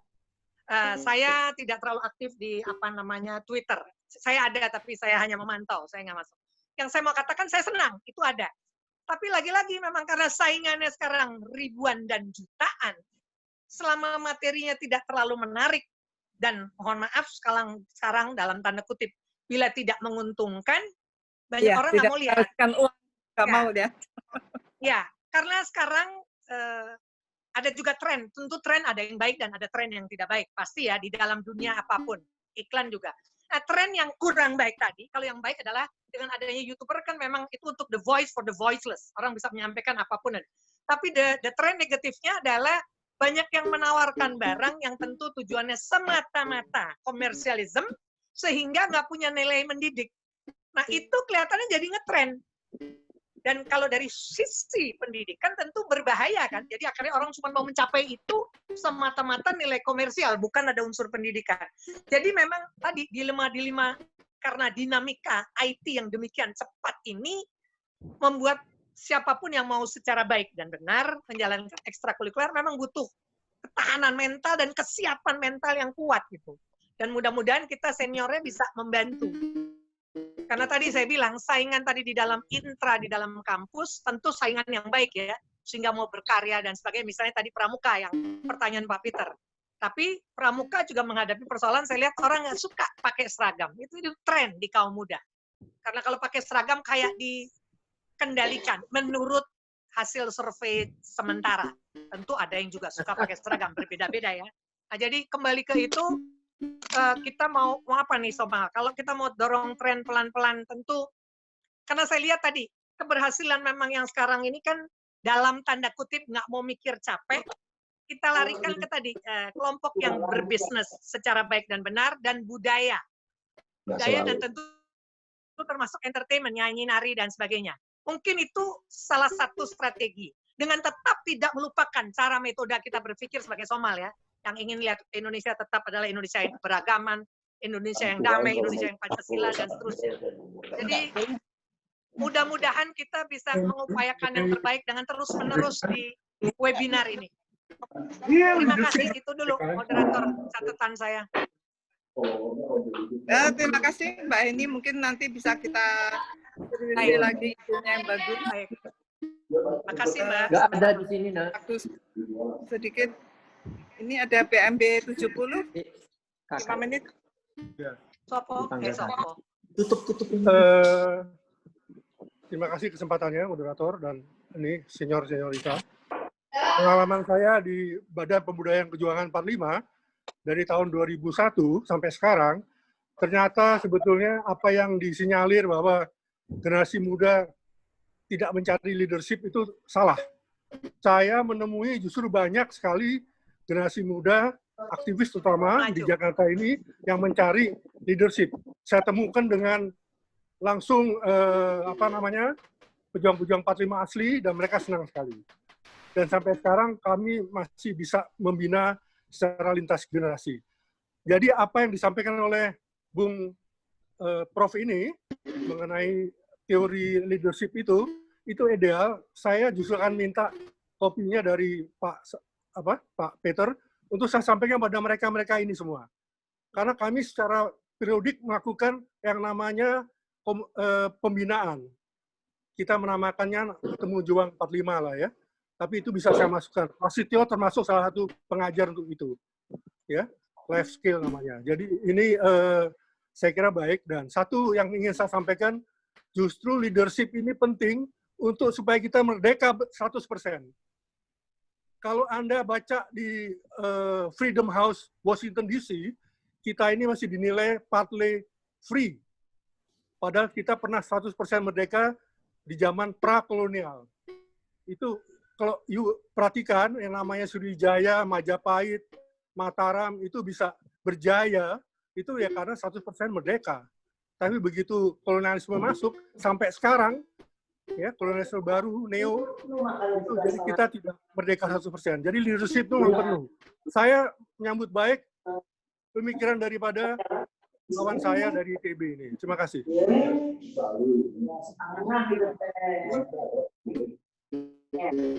Ini gimana mau diakhiri sekarang? Apa masih ada yang mau beri tambahan? Gimana, Bang Aceh? Saya mau beri pengumuman, minta waktu mau beri pengumuman, moderator. Ya.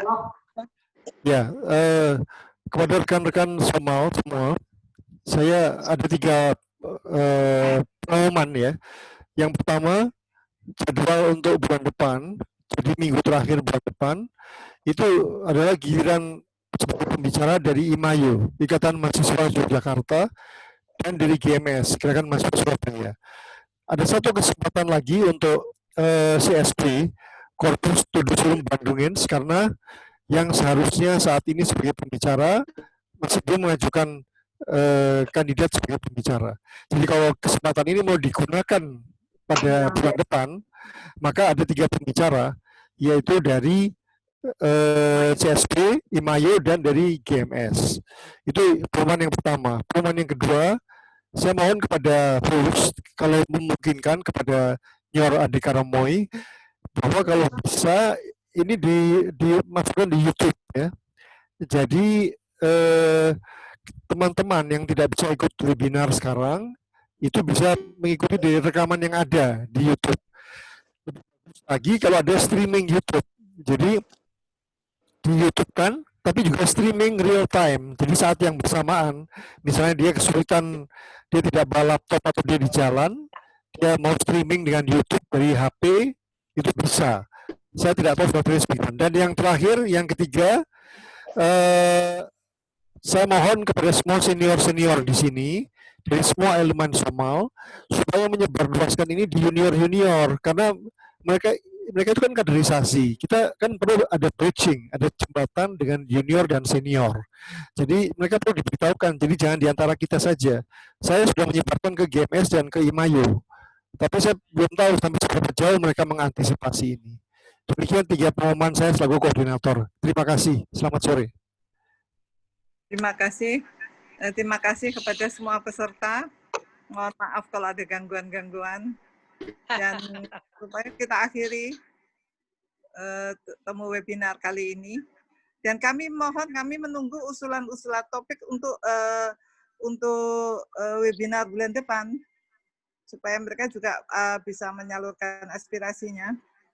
Kami tunggu usulan-usulan. Jadi dari 3 pembicara itu ya. Ya. Terima kasih. Selamat. Kamu di mana? Pembicara juga bisa dari junior ya, bukan saja dari alumni, tetapi juga dari anggota aktif. Itu yang lebih perlu malah. Terima kasih. Ya, terima kasih.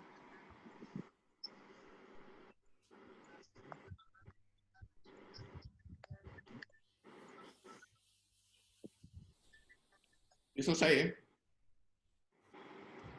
Ya. Udah selesai, Bi?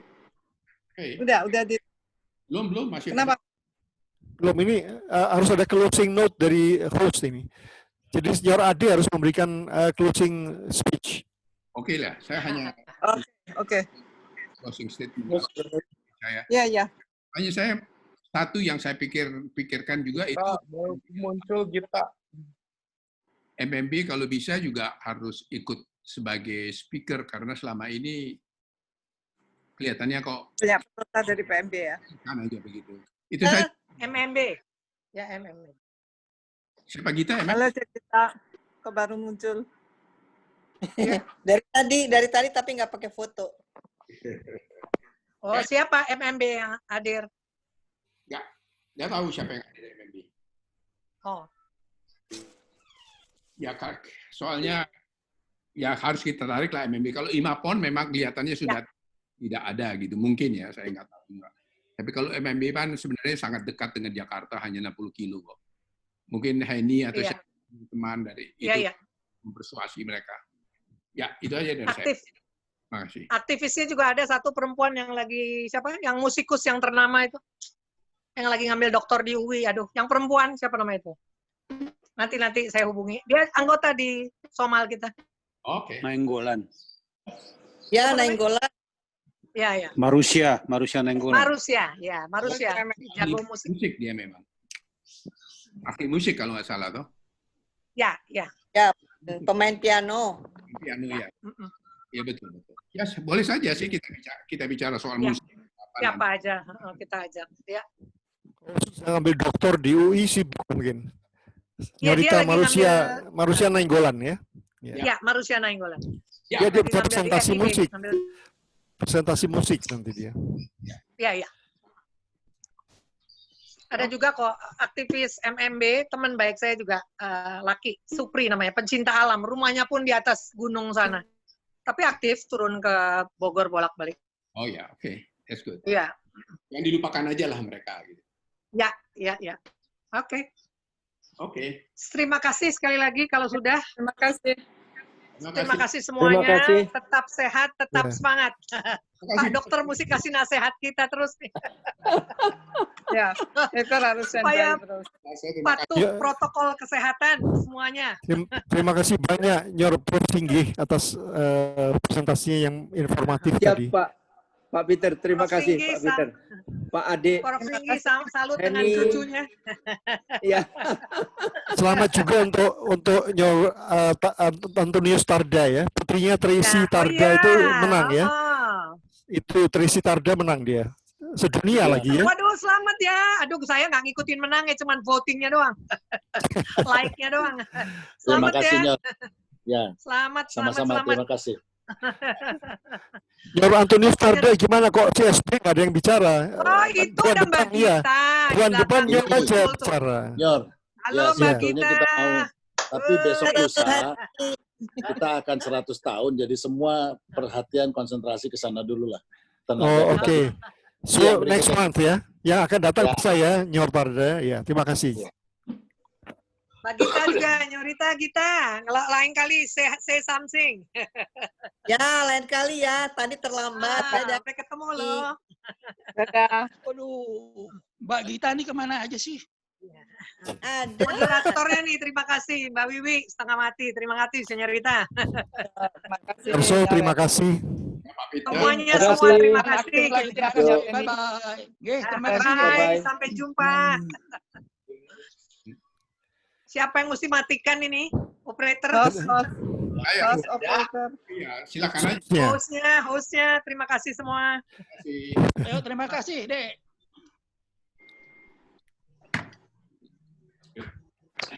Bye, boleh mundur ya, pamit. Terima kasih. Bye. Soalnya mesti pindah ke webinar lain nih jam 4.